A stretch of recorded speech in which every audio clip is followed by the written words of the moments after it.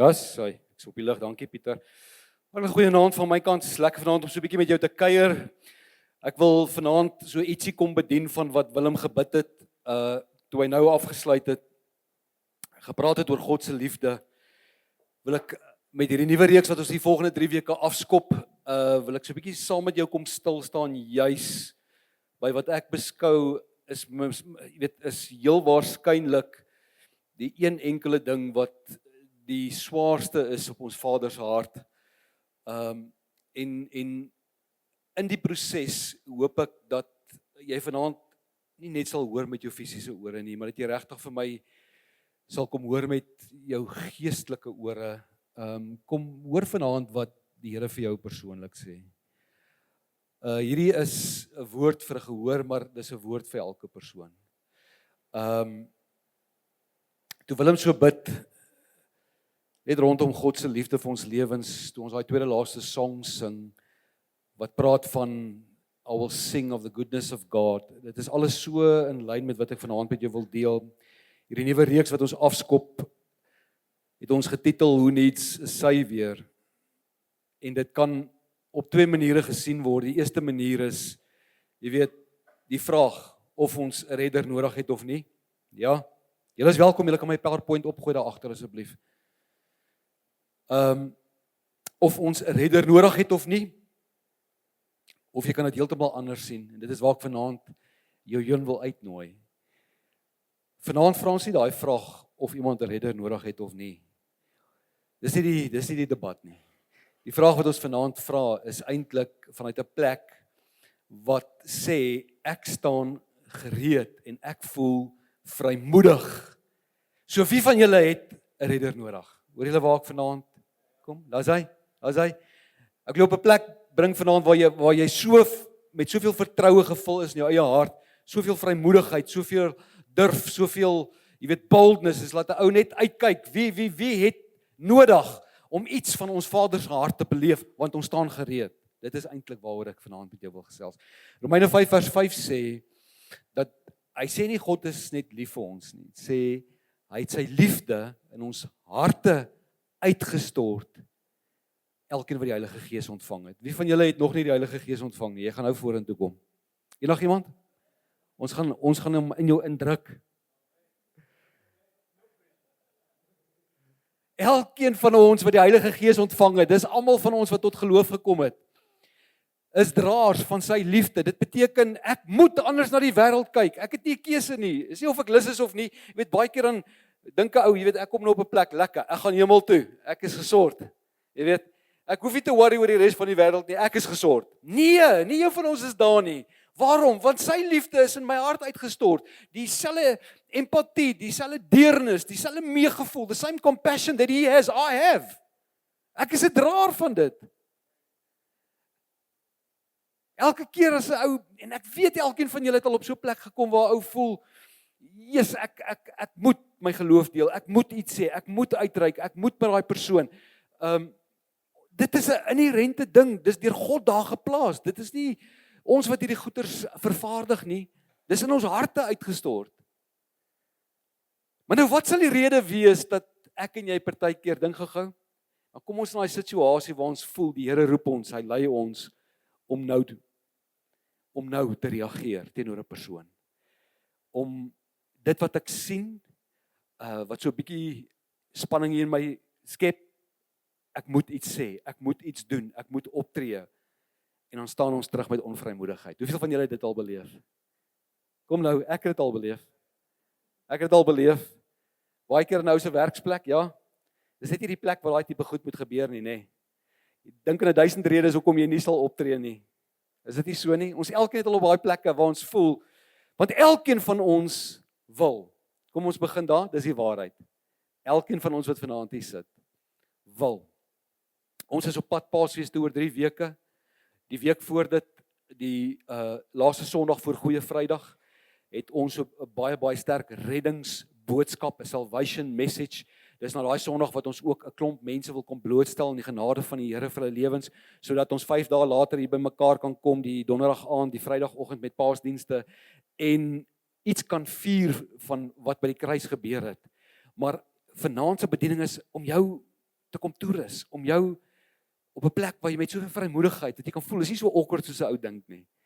Maar wat is die rede dat ons partykeer daai tree terugneem? Wat is dit wat maak dat daai vrymoedigheid in ons lewens gesteel word? Weet jy, want as 'n ou gaan kyk na 1 Petrus 3 vers 15, hy sê hierso, wees altyd gereed.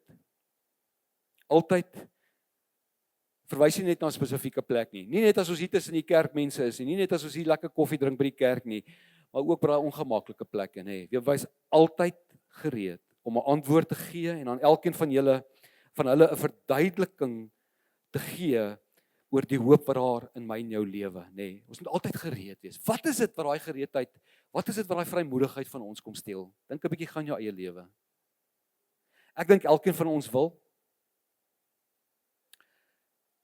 Ek dink partykeer voel ons partykeer onbekwaam, ons voel onvrymoedig, want ek voel ek ken nie die Bybel nie, of ek voel, hoe kan ek vir daai ou kom verduidelik, maar ek het ook sonde in my lewe.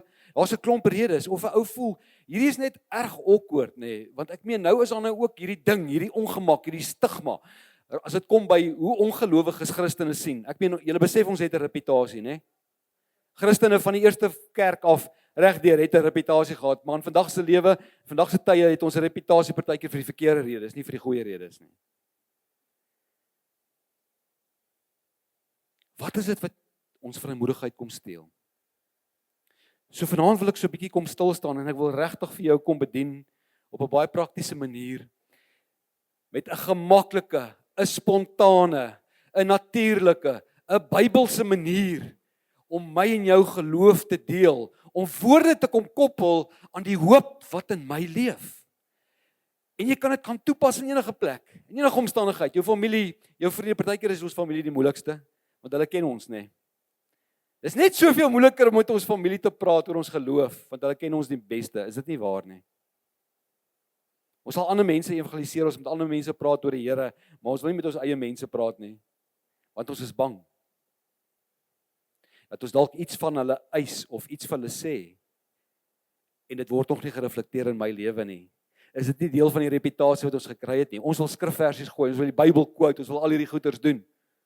In plaas daarvan dat ons eerder 'n storie deel vanuit ons eie lewe, vanuit 'n plek waar daai stukkie skrif alreeds my lewe getransformeer het. Praat dit nie baie harder nie.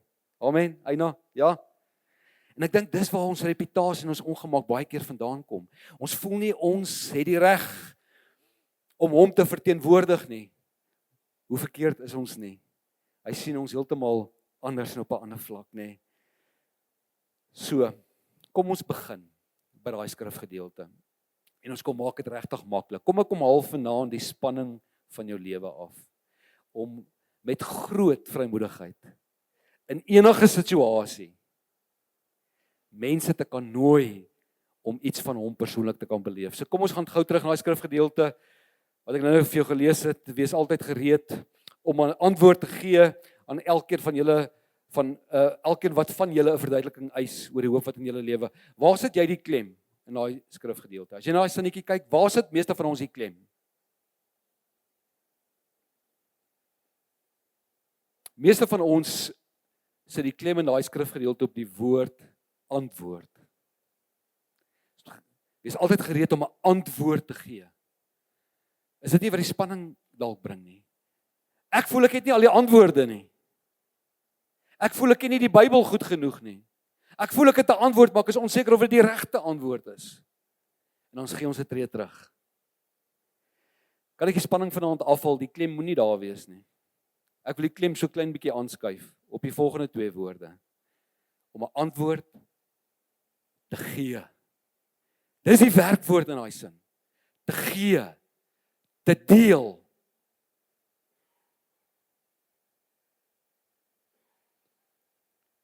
Daar is sekere goed wat 'n ou nie deel nie. Ek onthou toe ek op skool was, dis baie jare terug, ek was in die hoërskool gewees, dis 40 jaar terug. Ek in die hoërskool. En daar was 'n winkeltjie gewees wat die lekkerste vetkoek en mints verkoop het. Dit was so 'n massiewe vetkoek, is amper, dis nog beter as vetcakes wat hier in Littleton. En nou weet 'n ou wat gebeur. Die eerste ding wat gebeur is as die klok lui vir pouse en die snoepie is oop. en jy kom uit die klas uit en jy gaan staan voor die snoepie, dan is die kans goed dat jy in 'n ry van 30 of 50 kinders gaan staan. En dan by die tyd as jy voorkom, lui die klok en jy het nog nie jou vetkoek gekry nie. So wat ek gedoen het is, ek het 10 minute voor die klas geëindig het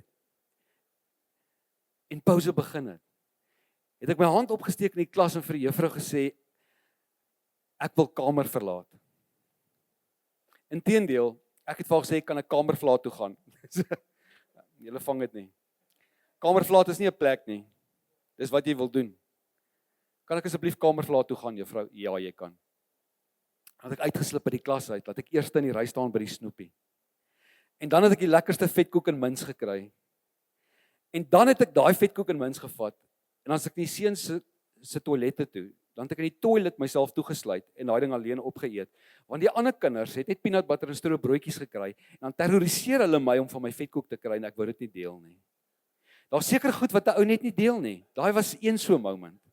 Jy deel nie op 'n skoolterrein met 1300 kinders jou vetkoek nie. Maar daar is goed wat jy deel. Daar is goed wat jy deel. Ek kyk nooit Netflix nie, nooit, ooit. Behalwe 1 of 2 keer 'n jaar, Junie, Julie skoolvakansie en ook in Desember as ek so 3 weke af is, dan sal ek so lekkere reeks deurwerk op Netflix. En hierdie Desember wat verby is, het ek my langdiensverlof gehad. Het my gedwing om 30 dae verlof te vat. En toe gaan kyk ek Squid Games. Nou ek bely, ek het gebid, ek het die Here om vergifnis gevra. Hy het my vergewe, ek is vry. Maar toe ek Squid Games begin kyk, wie van julle het dit gekyk? Toe ek begin, toe kan ek nie ophou nie. Die storielyn, die spanning, die intrige, dit was amazing. Ek het 2 dae toe ek season 1 en 2 deurgekyk. En toe is my airtime klaar, my data. Ek kon nie wag om vir almal wat ek ken te bel en vir hulle te sê julle moet Squid Games gaan kyk. Ek kon nie wag om dit te deel met hulle nie en almal het vir my gesê hulle het klaar, soos julle nou doen. Ek is flippend laaste ou in die ry gewees, die laaste idiot wat nog nie Squid Games gekyk het nie. Daar's seker goed wat 'n ou nie deel nie, daar's seker goed wat 'n ou deel en ons geloof, ouens, hoor gou, is een van die goed wat ons deel.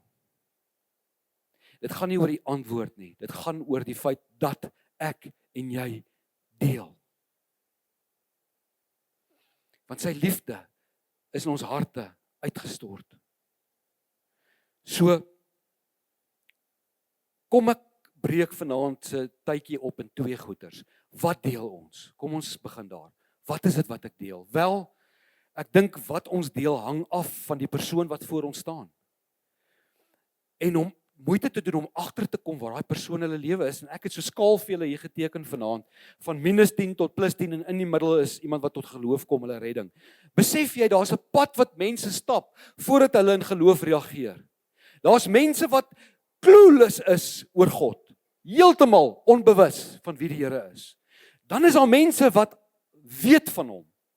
Hulle weet daar is 'n God, maar hy's net deel van 'n klomp gode. Daar's Allah en daar's die ou en daar's daai ou en hulle ken hom nog nie persoonlik vir wie hy werklik is nie, maar hulle weet van hom. Jy ken ouens wat bewus is van God, maar net ongeïnteresseerd is. En dan gaan dit een stapie verder waar hulle skielik hierdie belangstelling kry om meer uit te vind oor wie God is.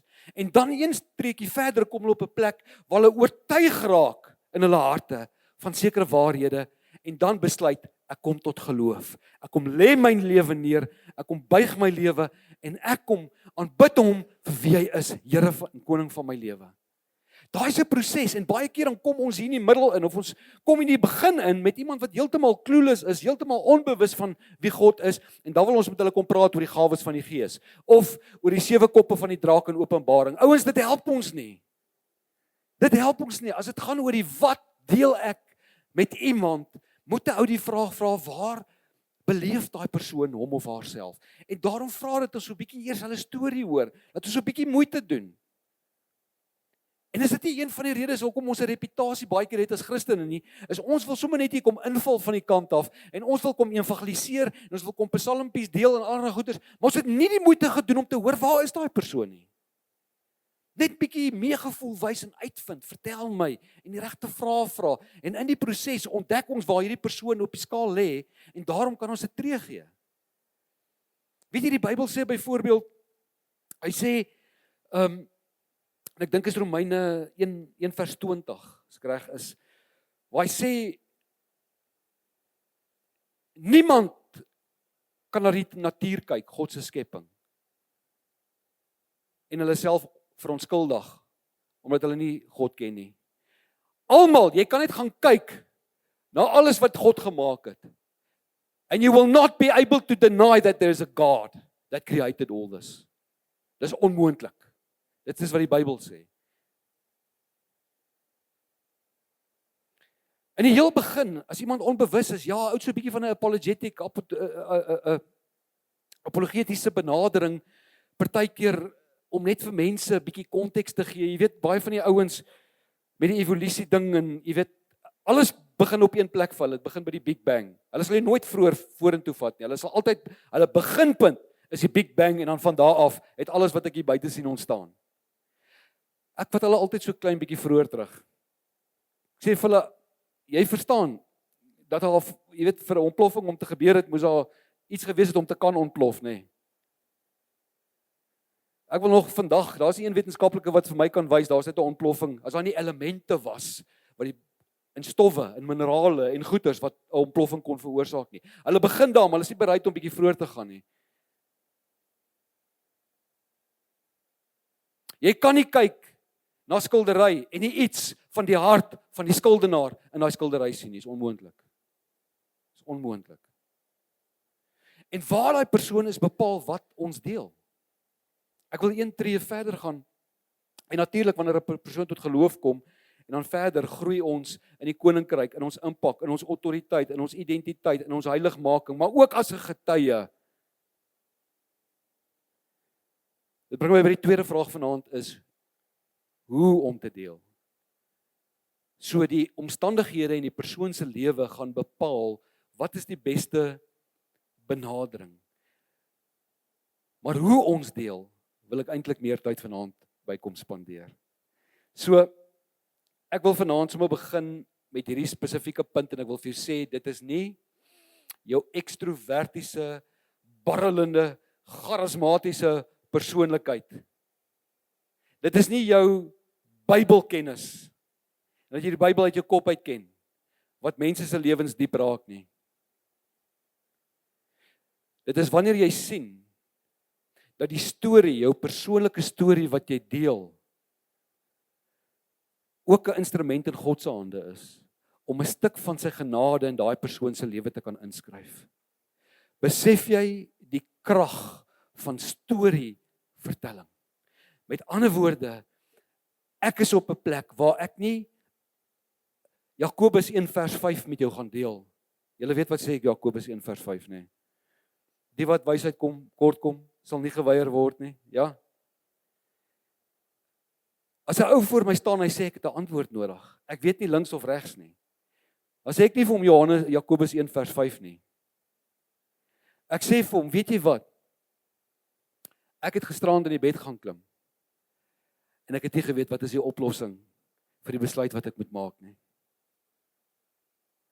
En wat ek gedoen het is presies wat Jakobus 1 vers 5 sê, is ek het gebid en gesê, Here, bring verligting. Mag u gees, soms so terwyl ek in die aand slaap, net my lewe kom bedien. En die volgende oggend as ek wakker word, sê ek vandag vir julle, vele male, was daar gedagtes, was daar oop deure, was daar prentjies wat ek gesien het, was daar 'n tree wat ek kon gee het, was daar skielik meer as wat daar gisterand was. En die Here is getrou. Of iemand wat die volgende dag op my pad kom en vir my 'n stuk wysheid kom gee sonder dat ek eers my storie met hulle bespreek het. Ek kom vat die krag van Jakobus 1 vers 5 wat dit in my lewe gebeur het en hoe ek dit toegepas het en ek kom gebruik het as 'n persoonlike getuienis van my eie belewenis. Die krag van storievertelling. Weet jy, die hele Bybel is stories.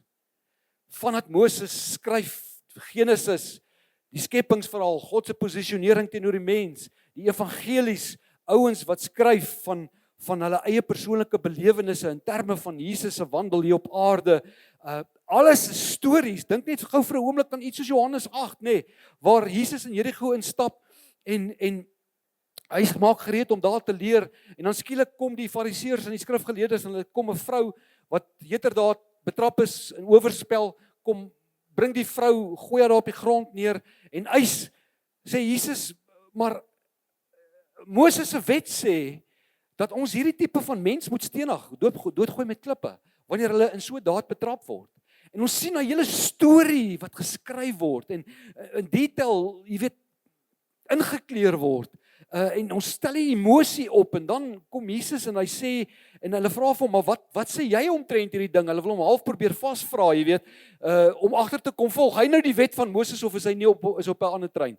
En dan kom Jesus en sê vir hulle, maar die van julle wat nie sonde het nie, gooi julle die eerste klip en dan begin die ouens so disappear een na die ander.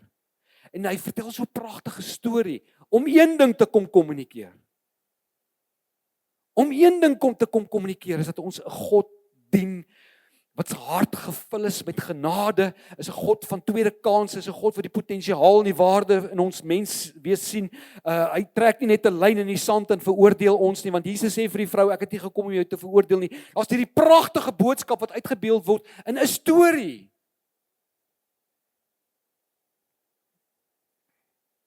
En daar's soveel stories in die Bybel, Matteus 19, Saggeus, tollenaar, jy weet, ryk ou gewees. Hy het nie vriende gehad nie, want in die konteks van daai dag, niemand wil met hierdie ou iets te doen nie, want hy sê daar om al die geld en die belastings in te vorder en alles te kry, en die Bybel kom vertel hierdie pragtige storie van hierdie ou. Ek meen, hy hoor Jesus is op pad, hy klim in 'n boom in, dat hy Jesus beter kan sien, dat as hy verbykom, en Jesus toe hy daar op daai plek kom, toe sê hy vir hom, maar hoor hierso, klim asseblief so gous moontlik af, ek wil saam met jou in jou huis kom kuier vanaand. En die ouens freak uit, hulle sê, maar hoe is dit moontlik dat Jesus self kan kom aan huis gaan en kan kom eet saam met sondaars en sulke jy weet, geregtige tipe van mense, en iets gebeur daar waar Saggeus sê, ek het so belewenis gehad, ek gaan helfte van my geld vir die armes gee. Ek gaan vir al die mense van wie ek op 'n onregverdige manier geld het hulle uitgekry het, gaan ek 4-dubbel teruggee aan elkeen van hulle, en hy doen dit ook. Hierdie amazing storie, en wat is die boodskap agter dit? Wat is die geestelike beginsel wat die woord vir ons hier wil kom leer in 'n pragtige storie? Is net die feit dat Jesus het nie favorites nie. Hy kyk nie net na die performance van ouens nie, maar hy kyk na die waarde van die mens. Nou verstaan nou Johannes 3 vers 16, ek het gekom en ek het my seun kom gee vir die wêreld, nie net vir die wat gered is of vir die wat in my glo nie, maar vir almal. Kom beamoen net daai stukkie boodskap, is dit nie waar nie? Die Bybel is vol stories van die begin tot die einde. Jesus self het 'n klomp stories vertel, beelde, gelykenis, metamfore, stories. Nou as dit is hoe die Bybel werk, waarom sal ek en jy nie die krag van storievertelling verstaan nie? Wanneer ons sê hoe om te deel, sê ek vanaand vir jou ouens, moenie skrifversies gooi nie, moenie oordeel nie, moenie vinger wys nie, moenie afstand doen, want dit is goddelose mense daai en hulle is nie op my level nie. Al wat ons sê vanaand is wees oop en deel net wat jy self persoonlik van die Here beleef het. Deel jou eie storie. Handelinge 1 vers 8. Julle sal krag ontvang wanneer die Heilige Gees oor julle kom. En julle sal stories vertel van wat julle persoonlik beleef het. Julle sal my getuies wees oral waar julle gaan.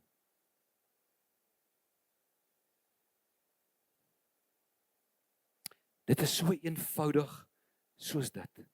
Romeine 10.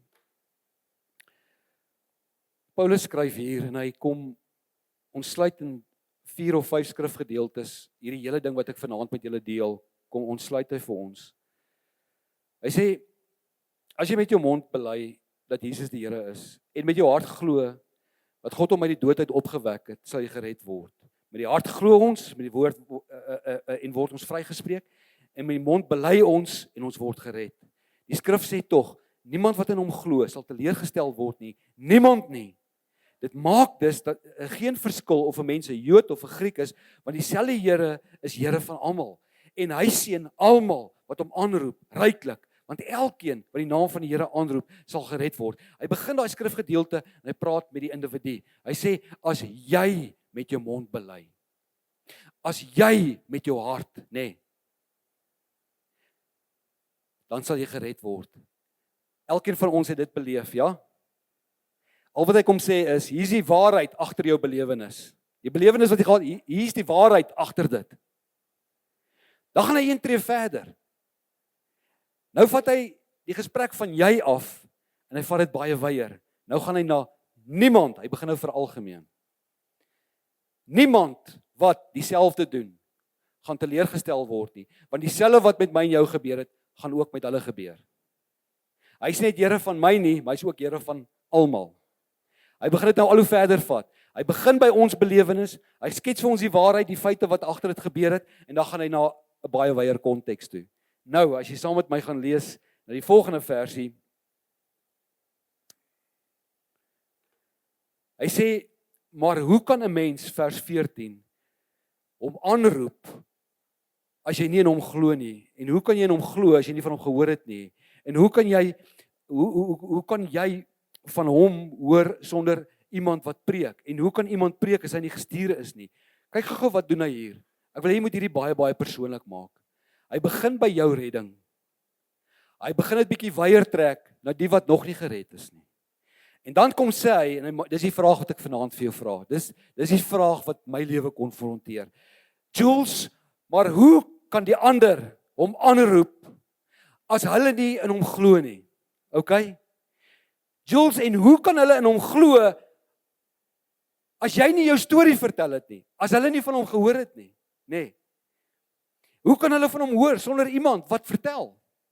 En hoe kan iemand vertel as hulle nie self 'n persoonlike belewenis gehad het en ook gestuur is nie? En dan gaan hy en dan quote hy 'n skrifgedeelte vanuit Jesaja wat sê, hoe wonderlik klink die voetstappe van die wat die goeie boodskap bring. Hy begin by my en jou redding en hy eindig by die feit van, ouens, deel jou storie. Dit wat jy self persoonlik beleef het, deel dit met mense. Moenie die Bybel quote nie, deel jou eie ervarings. Op dieselfde manier wat ek iemand sou kon verduidelik of dit nou Squid Games is en of dit 'n vakansie is en of dit daai hole in one is wat geslaan het op die golfbaan of vir die wonderlike sonsondergang, deel daai good, bad and the ugly. Bring die roue emosies, wees eg en authentic en real. Mense wil nie net skrifgedeeltes hoor en ek sê nie, hoor my mooi vanaand, ek sê nie moenie die Bybel gebruik nie. Ek sê nie die Bybel is nie ons vertrekpunt nie. Ek sê, wanneer jy die Bybel gebruik, maak seker jy praat vanuit 'n persoonlike getuienis van die transformerende krag van daai woord in my eie lewe. Moenie Bybelversies kom rondgooi en quote as ek self nie daar is nie. Want dan het ek self nie daai waarheid my eie gemaak nie. Dan is ek 'n hipokrit. Maar ek en jy het soveel stories, ek en jy het soveel belewennisse. Deel, wees vrymoedig. Haal die spanning van jouself af om iets te moet doen en wees net spontaan en eerlik en oop en rou en authentic en real. Want dit is die goed wat mense se lewens gryp. Want dan voel dit vir hulle, jy praat met my op my vlak. Ek het al agtergekom dat wanneer ek net skrif rondgooi, dat mense voel, hier so afstand tussen daai waarheid en waar ek is. Ek voel nie ek verdien daai nie. Ek voel nie ek is daar nie. Ek voel ek die Here kan daai nie vir my doen nie, want dis nie waar ek is nie. Maar wanneer ek praat vanuit my eie lewe, dan begin ek hulle intrek. En hulle begin belangstel. En hulle vra dieselfde vraag. Hulle sê, ek het nie geweet jy was ook daar gewees nie. Ek kan identifiseer met jou storie. En dan begin ons hulle nader trek aan die hart van ons Vader, nê. Die Here vra as jy gereed enige tyd om jou storie te kan deel. En as ek praat van stories, is dit nie net jou redding nie, maar dit is 'n klomp stories. My lewensverhaal, my hele storie van my hele lewe het begin my redding, wat die Here persoonlik in my lewe gedoen het, maar dit het bygevoeg, dit het meer geraak. Ek het 'n storie wat ek vanaand vir jou kan vertel, van waar ek net hopeloos was, waar die Here my weer opgetel het. Ek kan vir jou 'n storie vertel van my suster, wat op 40 aan kanker oorlede is, my pa wat 'n jaar terug oorlede is. Ek kan vir jou vertel hoe ek daar deurgekom. Ek kan vir jou vertel hoe persoonlik het ek God beleef in daai tyd, die Heilige Gees, die vertrooster. Ek kan vir jou sê, waar ek nie geweet het links of regs nie, maar waar die Here wysheid gegee het. Ek kan vir jou 'n storie vertel van hoe die Here my gehelp het in my ouerskap, my kinders. Ek kan vir jou 'n storie vertel van hoe die Here my gehelp het om 'n beter man vir my vrou te wees. Ek kan vir jou storie op storie op storie vertel, want elkeen van ons het 'n klomp stories. Dis nie net redding nie. Deel ek en jy daai stories. Want oral in hierdie wêreld om ons, by ons werksplekke, oral is al mense wat hopeloos is. Is al mense wat se huwelike deur moeilikheid gaan. Is al mense wie se tienerkinders nie met hulle praat nie. Is al mense wat nie die antwoord ken nie. Maar ek en jy het dit. Ons het 'n storie, ons het 'n persoonlike belewenis. Wees 'n getuie. En Handelinge 1:8 sê nie vir ons, julle sal my oortuies wees nie. Dit sê julle sal my getuies te wees. Ons hoef nie ouens te oorreed nie. Ons hoef nie ouens te oorreed nie. Ek hoef nie vir jou te sê, jy sal daai vetkoek eet, en daai vetkoek is flippend lekker, en jy gaan die hemel mis as jy daai vetkoek eet nie. Ek sê nie dit vir jou nie. Ek kom trek jou net in met my belewenis. Ek deel my storie met jou. En in jou gedagtes sien jy klaar daai snoepie op die rugbyveld. Jy sien, jy sou ook soos ek seker gemaak het jy mis nie uit nie. En jy stem nie te vroeg in die ry sodat jy kan proe wat in daai. Ek vertel net my storie vir jou. En dis kom ek sê, deel the good, the bad and the ugly. Want dit is wat maak dat mense ingesluit voel. Die stories wat ons deel is nie hierdie perfekte prentjie. Jy weet, dit is soos 'n storieboek wat geëdit moet word en waar mense eers die spelfoute moet regmaak en die regte woorde kies en inskryf. Nee. Deel hom soos hy is, want dit is waar mense in die wêreld is. Is jy nog met my? Ek sluit af vanaand. Enige goeie storie moet 3 elemente hê en hierdie is so eenvoudig. Die eerste ene is wanneer jy met mense gesels en jy kom bietjie agter waar hulle in hulle lewe is. En ewe skielik dink jy aan 'n storie in jou eie lewe waar jy die Here self beleef het en sy krag in jou lewe, sy goedheid, sy getrouheid. I will sing of the goodness of God. Jy het so 'n storie wat in jou gedagtes geformuleer word. Maak seker dat wanneer jy daai deel op 'n non-offensive way, eerstens laat jy vir die ou kan verduidelik, hoe was dit voor die tyd gewees? Want dis daar waar jy dit begin inkleer en jy omstandighede verduidelik. Weet jy, ek praat met 'n paartjie wat vir my sê, hulle kom net nie oor die weg nie, hulle beklei dag en nag en wat ook al, en hulle vind net foute mekaar. Ewe skielik sien ek die lig, ek het 'n persoonlike storie om te deel. Ek sê vir hulle, okay, hoe was dit voor die tyd? Ek sê vir hulle, ek staan nie die dag op. Na 33 jaar getroude lewe staan ek op. En ek word wakker in die bed en ek voel nie lus om Madeleine, my vrou, te vergewe vir die een stupid ding wat sy gedoen het nie. Ek is nie lus om dit te doen nie. Sy was verkeerd geweest, ek was reg geweest, sy het oor die lyn getrap, ek voel nie lus om haar te vergewe nie. Dit is hoe dit was voor die tyd. Die tweede element van 'n goeie storie is, wat het gebeur? Nou sê ek vir die ou, wat in daai oomblik gebeur het is, toe ek in my hart besluit, ek is nie lus om haar te vergewe nie. Toe onthou ek, 2 dae voor dit, toe bid ek, Here, vergewe my vir iets wat ek gedoen het. Ek wil hê hy moet met my in genade werk, maar ek wil met haar prestasie werk. Nou voel ek soos 'n hipokrit. En iets gebeur hier in my hart. En die laaste element van 'n goeie storie is, hoe's dit nou? Nou gebeur iets in my hart en ek beleef die Here praat met my. Nou gaan ek na Madeleine toe. Nou sê ek vir haar, I forgive you unconditionally, no strings attached. Ek wil tog net nie soos 'n hipokrit voel. Here werk so met my, nou moet ek so met haar werk nie. Eenvoudige storie. Ek het nie een Bybelversie gekwout nie. Net my eie belewenis, hoe die Here met my werk. En daai is 'n beginsel, dis 'n Bybelse beginsel wat op 'n praktiese manier oorgedra word, non-offensive way. Want ek begin op 'n plek waar ek stikkend is. Hoe was dit? Wat het gebeur? Het jy tot insigte gekom? Het jy 'n besluit gemaak? Het jy jou lewe neergelê en besluit ek gaan daai doen? Het iemand hande op jou gelê? Het iemand vir jou gebid? Wat het gebeur? En hoe's dit nou? Net dit. Eenvoudig, ouens. Hoe gaan iemand glo as hulle nie gehoor het nie? Hoe gaan iemand hoor daar buite as jy nie jou storie deel nie? Hoe deel jy jou storie as jy nie praat vanuit persoonlike ervaring en 'n verhouding met God nie? Hoe wonderlik is die voetstappe van die persoon wat gaan om die goeie nuus te verkondig. Ek sluit af met hierdie videoetjie.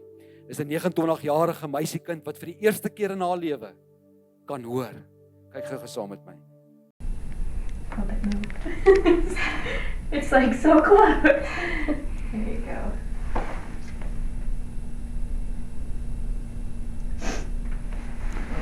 We're not right over it.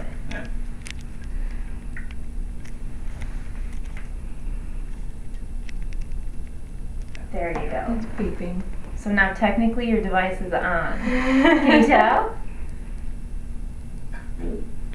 Oh, that's exciting. Here, you can put it down for a second.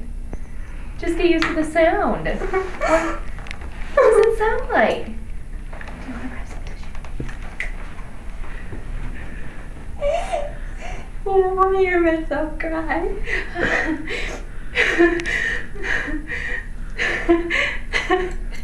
Can you hear me? And you hear your voice? Does your voice sound pretty loud? No, not really. Well, that's good. My laughter sounds loud. Yeah, you'll get used to all of that over time. Do you want to hear your husband say something?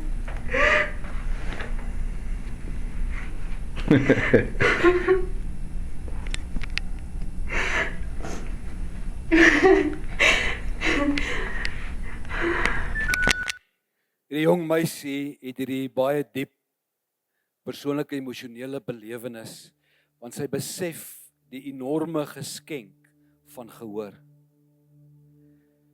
Besef ek en jy dat daar mense is wat ons storie moet hoor. Besef ek en jy die enorme geskenk van wanneer ek my storie hoorbaar maak. Vader, baie dankie dat jy eerstens in ons elkeen se lewens iets so enorm, so spesiaal kom doen het. Dankie dat daar 'n oomblik was vir elkeen van ons waar ons aan die ontvangkant was van iemand wat gehoorsaam was. Wil U vanaand ons kom vrymaak, ons kom bekwaam maak, vrymoedig maak, om met oorgawe en groot gereedheid te kan regstaan en te kan deel wat hy in ons lewens gedoen het, so that we can sing of the goodness of God. En dankie Here dat jy daai eenvoudige woorde, daai eenvoudige storie van ons gebruik en dit kom vermenigvuldig, 10-tal, 100-tal in iemand anders se lewens. Dankie vir U samewerking en U ondersteuning en U versterking, o Heilige Gees, in hierdie proses van kommunikasie. En dat U daai oomblikke vat en U kom maak dit soveel kragtiger as wat ons mense woorde dit kan doen. Dankie vir U getrouheid in ons lewens. Dankie vir die voorreg om draers te kan wees van die heerlikheid. Your glory, our story. Ons gee vir alle eer in Jesus naam. Amen. Voordat ek saam met jou gaan hierdie laaste lied sing as 'n verklaring en ook net te kom respond in terme van ons eie belewenis, wil ek net vir jou sê dat ek het op ons website op Linktree het ons wat ons noem 'n ABC gebed. Y staan vir awareness, belief, confession. Dis die 3 woorde of commitment, awareness, belief, commitment. Dis om 'n persoon te kan fasiliteer, ook waar hulle reageer in 'n oomblik waar jy hulle kan begelei in 'n ewige verhouding met Jesus Christus en redding kan fasiliteer, nê. Maar meer as dit is dit 'n stuk gereedskap in jou hand om te sien wat is die fokusareas van daai gebed. Jy weet, waar 'n persoon saam met jou kan kom verklaar, ek raak nou bewus.